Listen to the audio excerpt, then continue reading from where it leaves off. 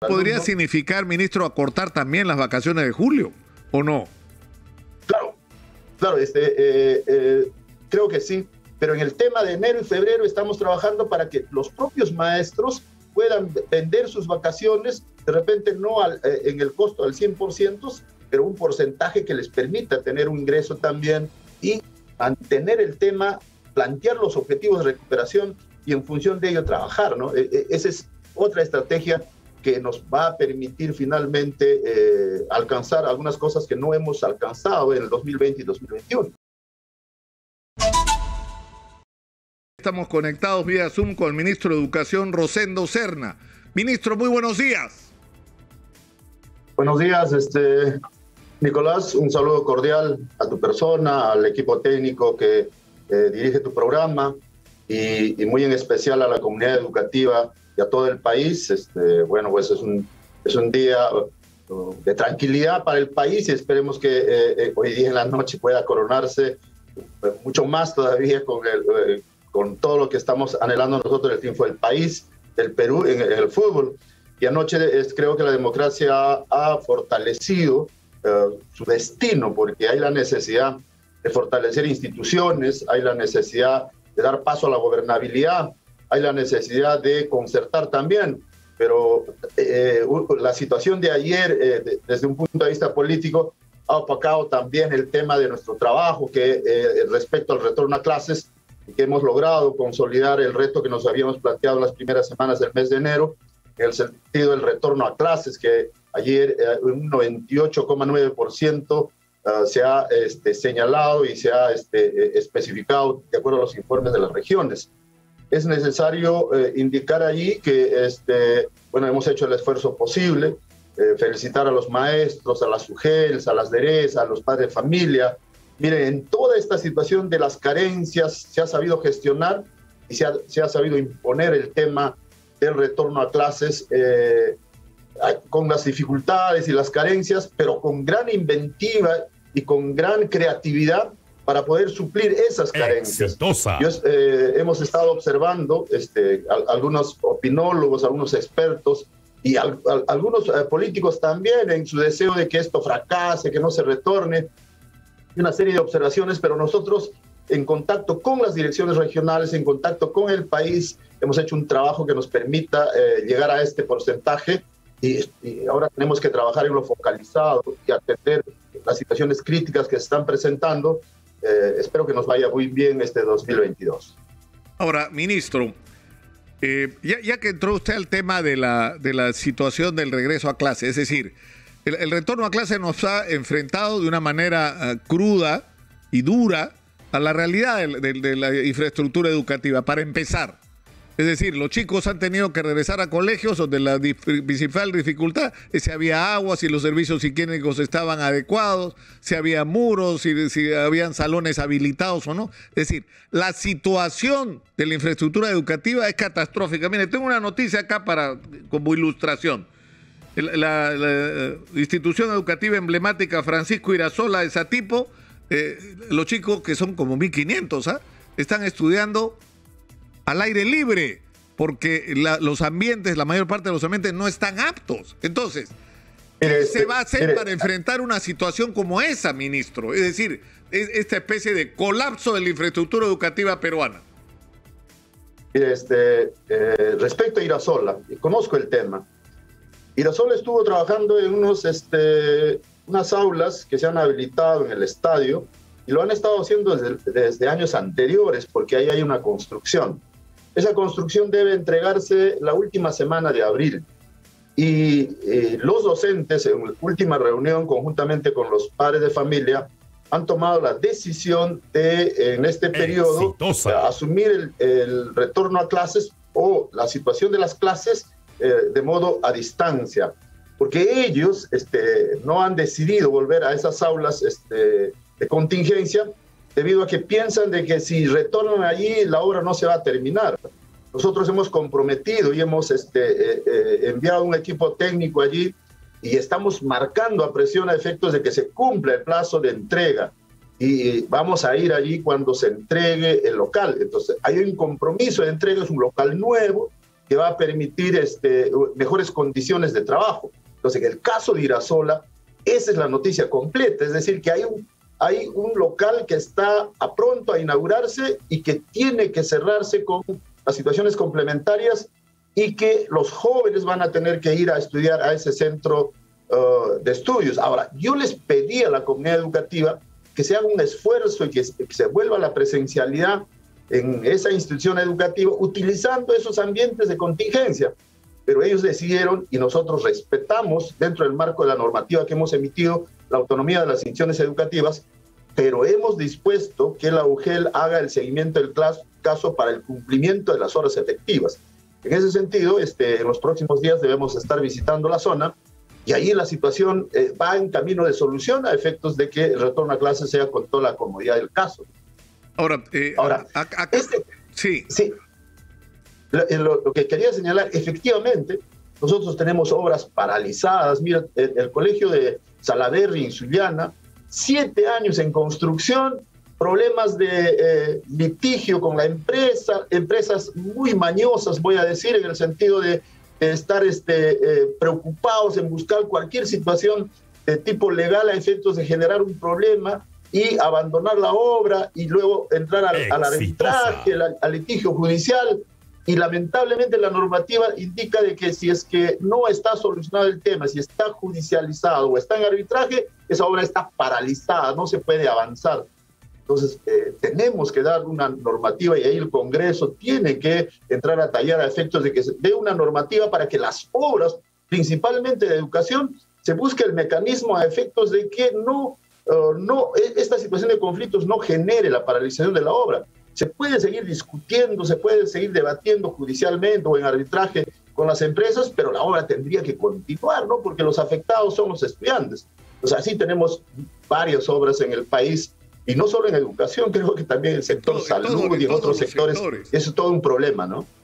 O sea, no hay un registro exacto en este momento, pero entiendo que son miles de obras de todas las dimensiones que están paradas precisamente por este tipo de litigios. Y lo que usted dice es cierto, ministro. Es decir, hay que encontrar alguna solución que permita que las obras sigan, que los proyectos se destraben, como se dice, y que ya luego el proceso continúe de disputa y se encuentre alguna solución. Ahora, sin embargo, lo que sí está claro es que el déficit, usted mismo nos dio una cifra que superaba los 110 millones de soles, 110 mil millones de soles es déficit de infraestructura.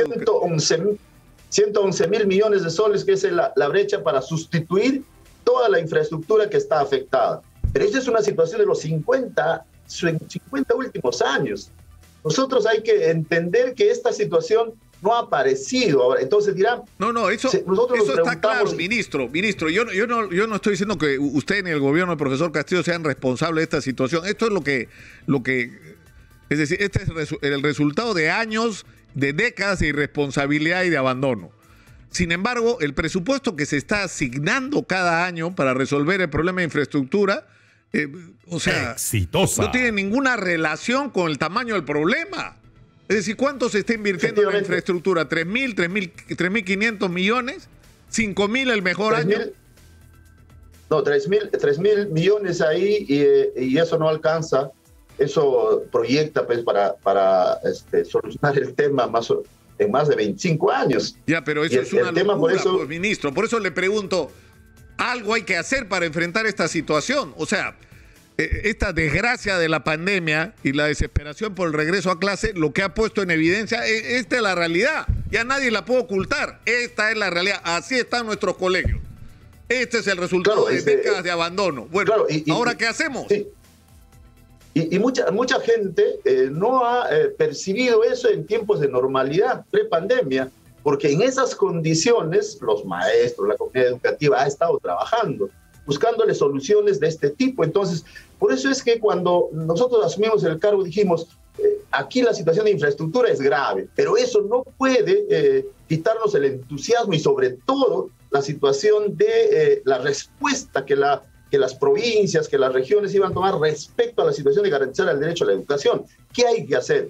Hay que poner un aspecto prioritario respecto al financiamiento de obras de infraestructura educativa. Es más, estamos proponiendo nosotros que por el tema de emergencia se haga construcción de emergencia urgente, es decir, que se pueda utilizar otros mecanismos tipo el legado. Ahora hemos estado reunidos con otra empresa también que nos ha mostrado la situación del avance técnico respecto a infraestructura educativa que podría hacerse en el más breve plazo.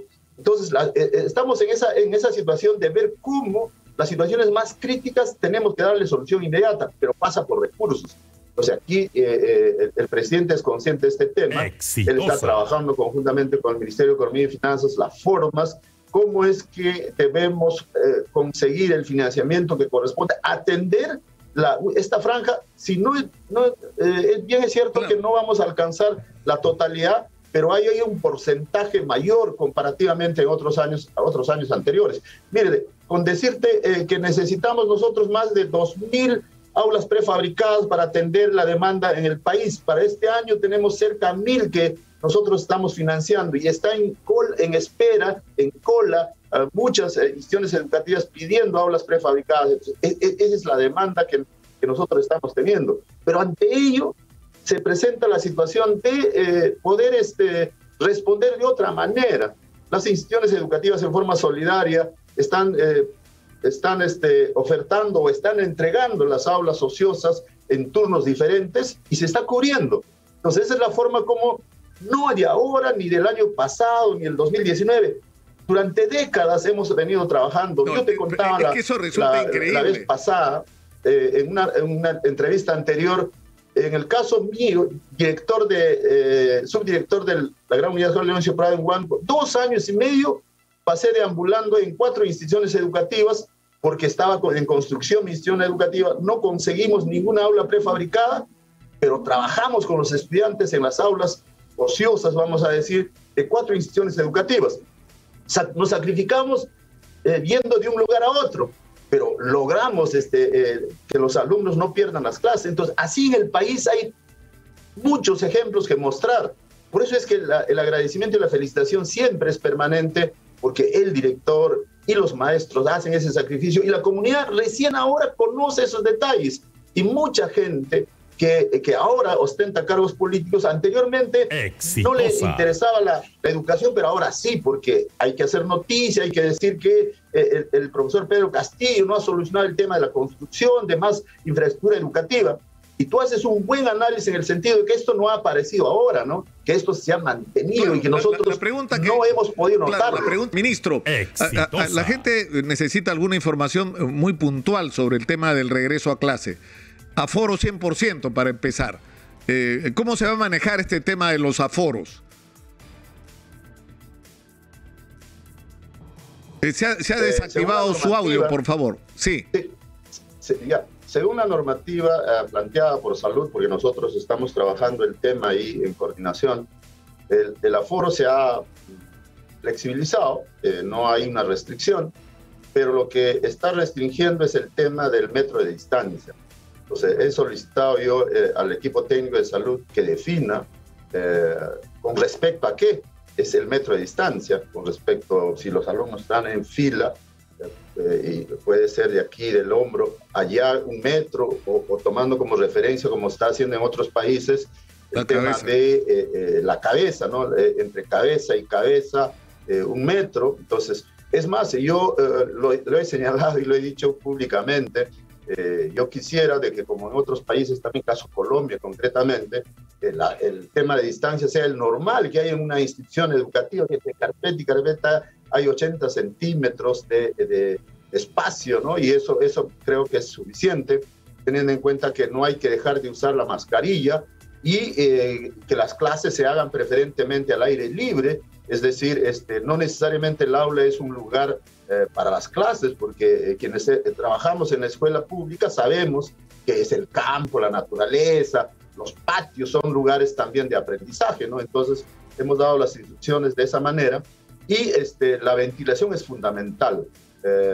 Nosotros consideramos que en los próximos días, teniendo en cuenta la situación de la estadística, de las situaciones epidemiológicas que viene atravesando el país respecto a la pandemia, nos permita flexibilizar aún más respecto a la distancia y pues tener un aforo mayor en el aula. a todas las instituciones educativas que hemos visitado ha habido un buen trabajo de los docentes.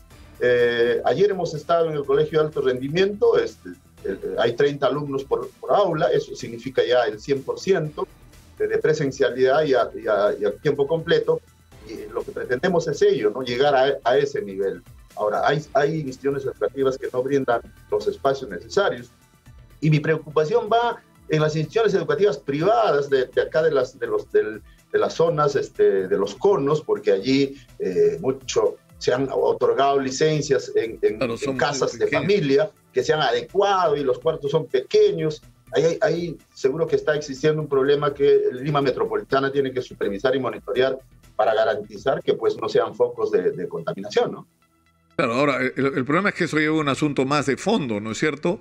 La crisis de la educación pública y la permisividad yo diría hasta el abandono de la educación pública, y de la mano con eso la permisividad al desarrollo de una educación privada en espacios no adecuados, de baja calidad, donde se pagan pensiones con las que es imposible pagar una educación de calidad, imposible, ¿no? O sea, una educación de calidad tiene un costo, ¿no es cierto? O te la paga el Estado como responsabilidad social del Estado frente a sus ciudadanos, o si tú tienes los recursos, te la pagas en una institución privada donde vas a tener que pagar una pensión que no va a ser barata, porque eso es lo que cuesta la educación. Claro, entonces allí ha habido desde los años 80 toda una situación de habilitación, y ahí se han aprovechado para que... Por eso es que en el caso de Lima es una situación especial, ¿no? Hay mayor número de instituciones educativas privadas que públicas.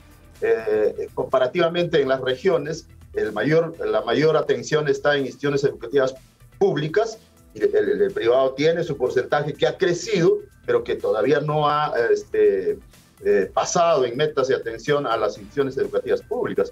Y últimamente lo que estamos notando con la construcción de colegios emblemáticos muy grandes, con todos los servicios, en el caso de las regiones, el servicio que brinda una institución pública es de mejor calidad y mejor atención. Aquí nomás, por ejemplo, en el caso de Lima, Melitón Carvajal, Alfonso Ugarte, tienen todas las condiciones y no tienen nada que envidiar a instituciones educativas privadas que están en el entorno, ¿no? Entonces, allí hemos tenido un avance, y la migración de estudiantes del privado a público también se está dando por esas circunstancias.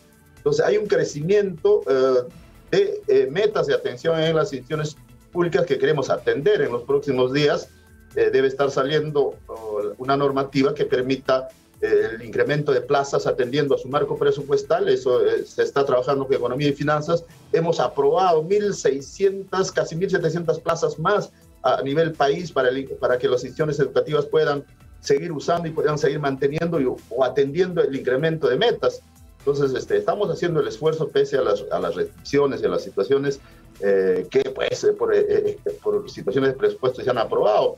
Esperemos, y eso lo ha dispuesto el presidente de la República, que el próximo año incrementemos considerablemente el tema de la atención y la inversión en educación, y estoy seguro que esto se plasmará en el acuerdo nacional también, porque no hay que olvidar que este tema del incremento viene desde el 2002 con el acuerdo nacional, 6% del Producto Bruto Interno como presupuesto al sector educación.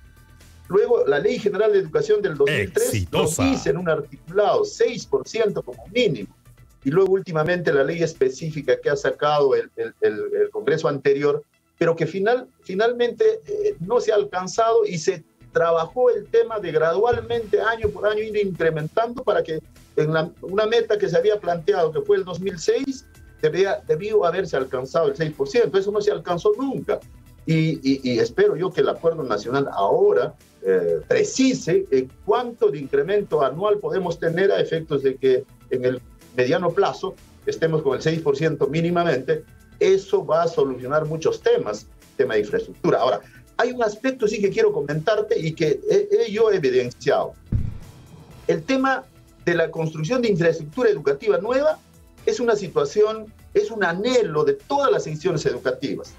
Hay instituciones educativas que están muy bien en infraestructura. La estructura civil de la construcción está muy bien, pero el anhelo es de que se construya nueva infraestructura. Miren, un ejemplo concreto. Yo estuve en Huancavelica y frente al auditorio donde se realizó el Consejo de Ministros descentralizado, está un colegio. Y viene el director, me dice, profesor, con los docentes, me dice, profesor, queremos una infraestructura nueva. Nuestro colegio está que se cae a pedazos. Y cuando me dice eso, yo digo, está cae a pedazos, significa que ustedes no están haciendo clases. Sí estamos haciendo, pese a estas circunstancias. Terminó el consejo y yo fui a visitarlos. Y me doy con la sorpresa que la infraestructura está adecuada, la infraestructura no necesita una nueva. Creo que tiene para 20, 30 años así observándolo. Y le digo, pero esta infraestructura está mal. ¿Por qué dicen ustedes que se cae a pedazos?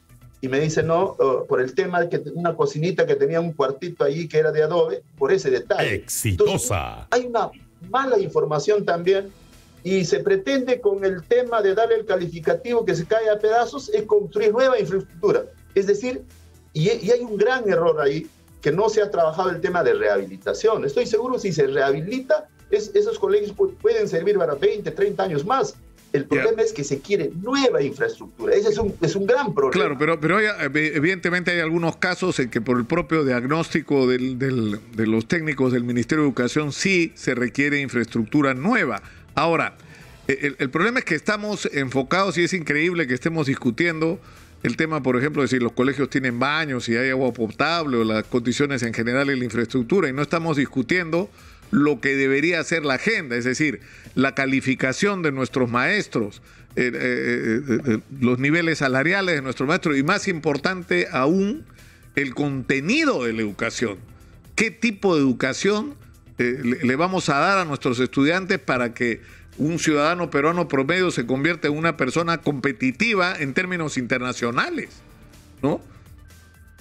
Claro, miren, todos esos 3 meses hemos tenido que trabajar fuertemente el tema de retorno a clase, por la situación de la presión, por el tema de retornar a clases en infraestructura educativa que fue abandonada durante 2 años. Esos 2 años, si se hubiese trabajado fuertemente el tema de la rehabilitación, hubiese sido diferente, pero se abandonó, y eso había que asumirlo.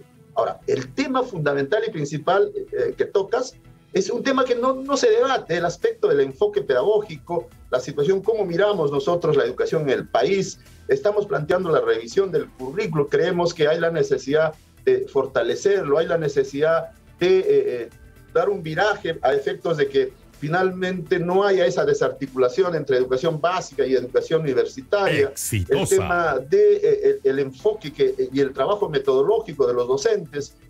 Aquí en el propio ministerio, las direcciones generales hablaban diferentes lenguajes, vamos a decir, porque una cosa planteaba el DIGEIVIRA, otra cosa planteaba la DIFOS, que es una dirección que ve la capacitación en servicio, el tema de EBR. Entonces, hemos acá también internamente trabajado el tema para alcanzar una propuesta y dar libertad para el trabajo metodológico de los maestros.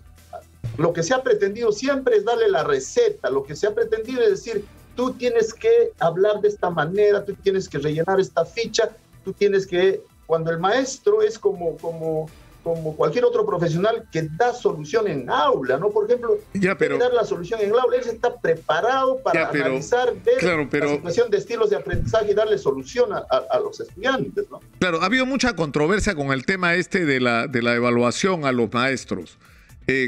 ¿No es cierto? ¿Cuál es el sentido de la evaluación? Si la evaluación tiene el objeto de hacer un diagnóstico de cuál es el nivel en el que están nuestros maestros y por lo tanto cuáles son los correctivos que hay que hacer, cuáles son las mejoras que hay que hacer. Probablemente en el camino encuentres que hay maestros que no deberían seguir siéndolo porque no están calificados, pero el objetivo principal de la evaluación supuestamente es mejorar la capacidad de nuestros maestros. ¿Cómo se va a enfocar esto? ¿Cuándo es la próxima evaluación, por ejemplo?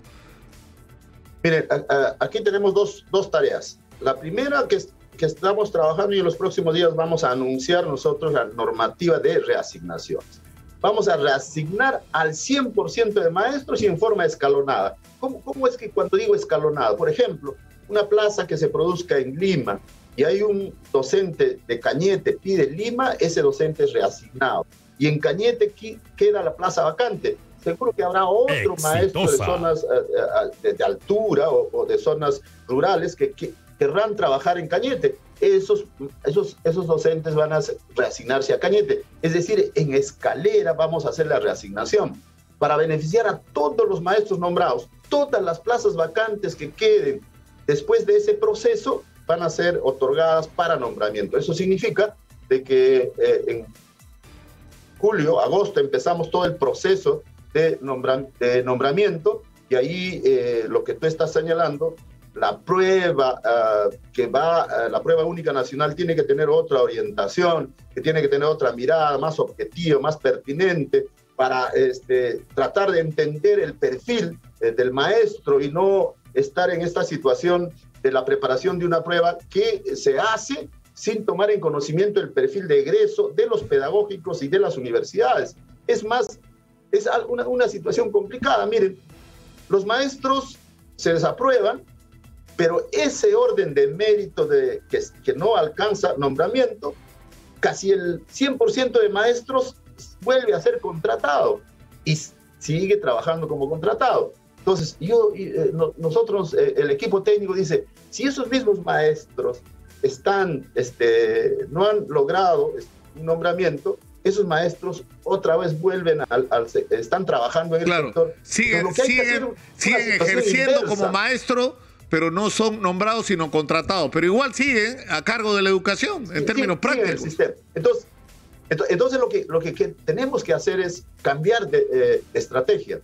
Esos maestros, identificados sus debilidades, hay que capacitarlos, hay que hacer de que ellos tengan la posibilidad de tener mejores oportunidades de capacitación, de asesoramiento, de acompañamiento. Exitosa. Pero estoy seguro que van a haber menos desaprobados cuando la prueba sea estrictamente objetiva y esté atendida a la situación de ver el perfil del docente. Porque la prueba que nosotros hemos estado observando no es la adecuada. Eso tiene que cambiar, tiene que ser más pertinente. Y la situación allí es tener una mirada de maestro. ¿Por qué los mejores maestros de sexta, séptima escala no elaboran la prueba? ¿Por qué hay personas que vienen de diferentes profesiones que nunca han tenido experiencia en la educación básica, elaboran las pruebas y finalmente esa es la que se someten los maestros? Entonces, hay que darle una mirada diferente y una forma de organizar diferente, pero no pretendiendo solo en el aspecto de desaprobar, ¿no? Porque creo que eso también habría que reflexionar. ¿Por qué interesa tanto que haya tantos maestros desaprobados? Alguien seguro tiene que dar una explicación. Ahora, porque es contradictorio, Nicolás, que cuando se hizo la evaluación de desempeño de los docentes de educación inicial, casi el 100% se aprobó. Y como para el ingreso hay desaprobados en un porcentaje mayor, ¿no? Eso llama a reflexión. Significa que ahí la situación de la confiabilidad de la prueba está en tela de juicio. Ahora, y con respecto al ingreso libre a las universidades, porque, es decir, ¿cómo vas a permitir el ingreso libre a las universidades si no asignas los recursos para poder atender a todos esos alumnos? Si hoy, como estás teniendo dificultades en las universidades públicas, ¿cómo se va a procesar esto del ingreso libre? Mire, nosotros estamos trabajando, ya hemos terminado prácticamente. Yo he hecho una observación allí técnica al equipo, de planteado otra alternativa. Entonces, para manejar dos alternativas que permitan mejorarse, porque eso lo voy a someter al Consejo de Ministros y al propio presidente para su análisis y para su mirada. Este proceso va a ser un proceso gradual, porque tú bien lo señalas, hay que dar recursos para docentes, hay que tomar en cuenta la infraestructura de las universidades. Hemos detectado que en un primer trabajo que solo 23 universidades estarían aptas para poder recibir mayor número de estudiantes. Y para eso hay que ver el tema de presupuesto, el costeo que señalo, el número de docentes, infraestructura y toda la logística que requiere atender.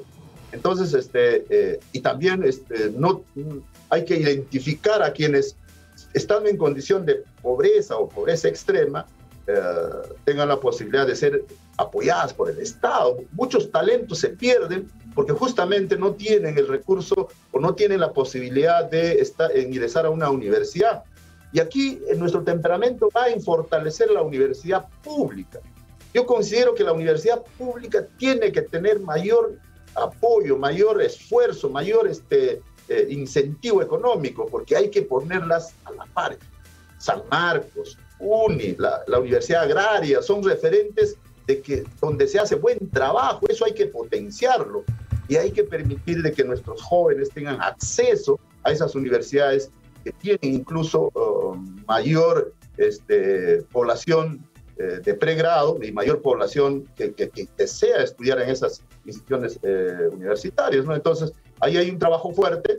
En los próximos días debemos estar presentando este proyecto al señor presidente y al Consejo de Ministros a efectos de que se hagan las mejoras, se hagan las observaciones y sigamos caminando. Pero la propuesta es llegar a medio año con una propuesta real y plantear unos pilotos que finalmente nos permitan evaluar. Y en diciembre, hecha la evaluación, seguro que el próximo año estaremos ofertando en las condiciones que el propio presidente... Claro, o sea, a lo que va usted, ministro, es que no es que va a haber ingreso libre de la noche a la mañana, sino que va a ser un proceso paulatino para comenzar de aumento de las vacantes, me imagino, o de hacer esto del ingreso libre en algunas universidades. En algunas sí, en otras no. Eso es lo que quiere decir. Claro, lo que estoy cerrando es que esto no puede venir tan abrupto, ¿no? Tiene que ir paso a paso.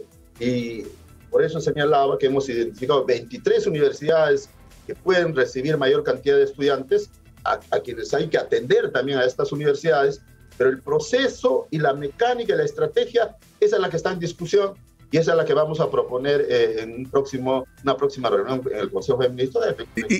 Ahora, esto de las universidades nos lleva inevitablemente al tema de la filtración de las respuestas de los exámenes. No solo ocurrió en San Marcos, ha ocurrido en Puno.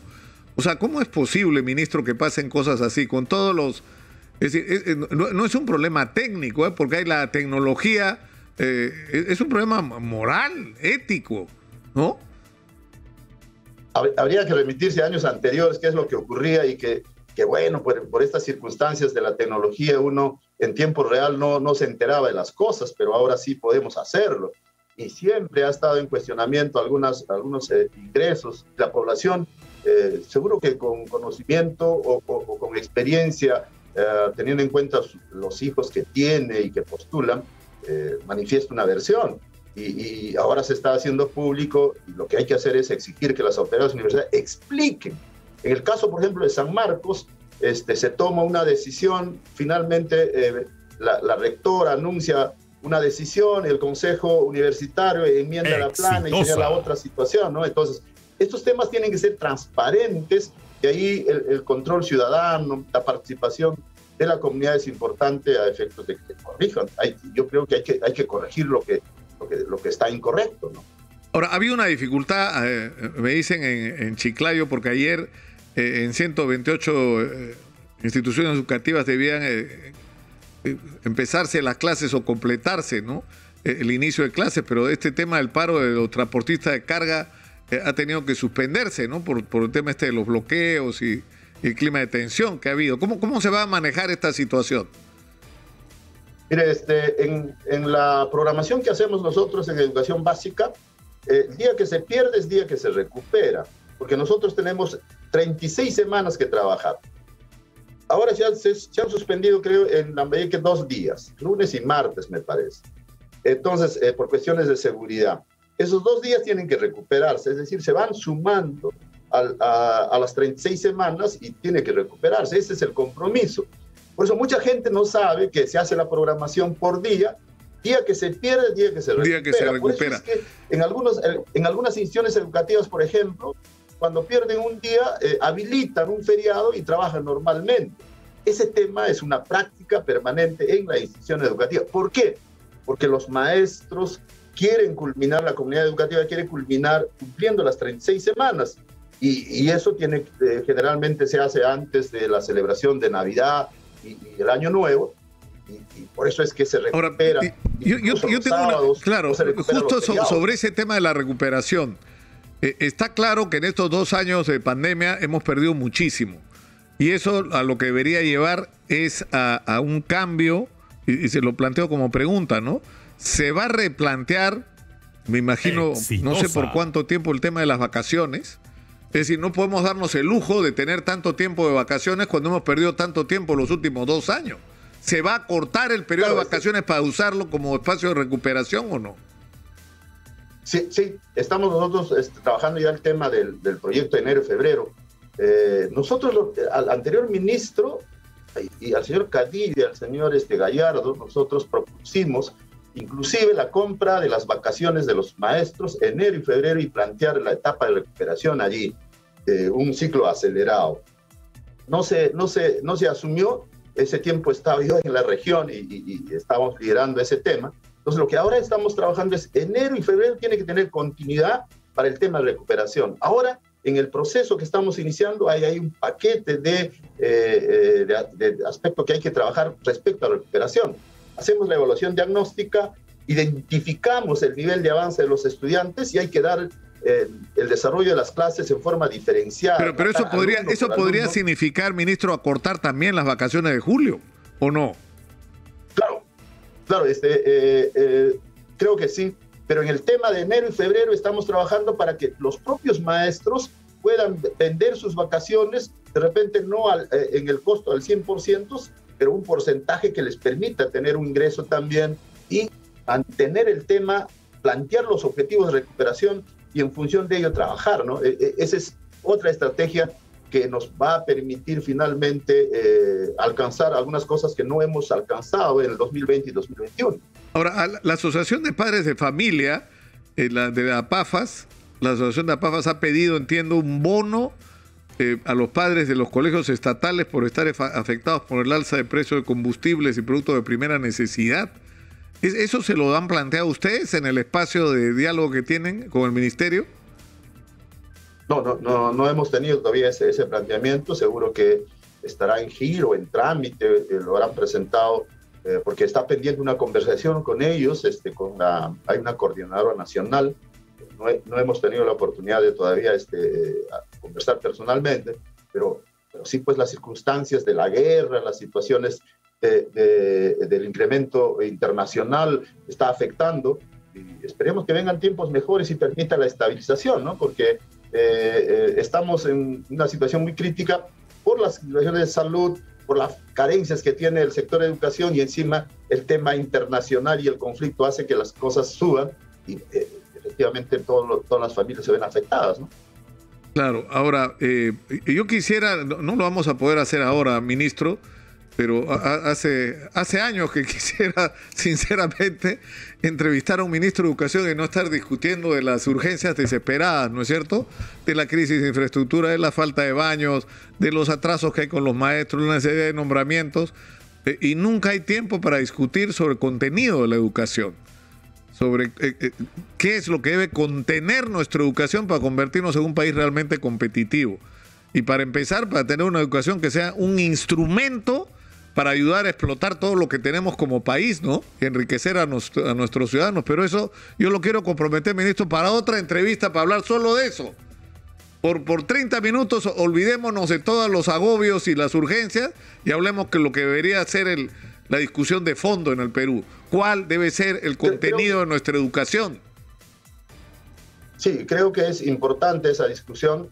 Yo manifestarte de que estoy a tu disposición para conversar este tema también, pero adelanto que nosotros hemos conformado un equipo técnico que ha iniciado el trabajo de revisión del currículo nacional en educación básica. Eso es importante, pero la diferencia va a ser que esta no va a ser un currículo impuesto desde arriba, va a ser un currículo trabajado con los maestros, con las regiones, porque hay que darle legitimidad a ese documento, porque los maestros están cansados de diferente idioma, diferente lenguaje. Cada director que ha ingresado en determinada dirección general aquí, o ministro que ha ingresado, ha hablado su propio idioma. En una entrevista anterior yo te explicaba la historia del currículo. Cada ministro que ha ingresado ha tenido un pensamiento, una idea, pero ahora que nosotros tenemos la suerte de estar aquí, y eso te lo digo con toda sinceridad, seguro que en otras condiciones, si el profesor Pedro Castillo no estuviese en la presidencia, Rosendo Serra nunca hubiese llegado a ser ministro, porque simplemente la situación de esta élite que siempre ha gestionado, de estos amiguitos que siempre han mirado y que lamentablemente, y lo digo con toda sinceridad, ninguno de los ministros de los últimos 20 años ha estado al frente en un aula en educación básica, es decir, que no conocen los detalles que ocurren en escuela y por eso que se sorprenden, por eso es que dan recetas ahora, cuando eso nosotros ya lo estamos trabajando desde abajo durante años y lo que siempre se ha hecho es no escucharnos, ¿no? Entonces, yo tengo la posibilidad ahora de mostrar al país una mirada diferente respecto al rol que le corresponde al Ministerio de Educación y al rol que le corresponde a las regiones y a la forma como debemos construir la educación y desarrollarla con trabajo de los maestros. Si nosotros no confiamos en los maestros, si nosotros creemos que los maestros están solo para obedecer, para rellenar fichas, para rellenar matrices, ese tema nunca va a mejorar. Nunca se va a resolver. Los maestros son un factor importante y creo que en esa medida nosotros vamos a trabajar con ellos. Y no solo con los maestros, también con los padres de familia. Y lo que señalas tú respecto a contenidos, también hay que mirar de esa manera. ¿Qué requieren estos jóvenes para ministro, que sean buenos ciudadanos y finalmente fortalezcan la democracia y no haya más situaciones de corrupción, de inmoralidad, que los valores, los principios sean finalmente nuestro objetivo final? Sí, ministro, le agradezco mucho por esta conversación, ha sido muy gentil como siempre. Muy buenos días.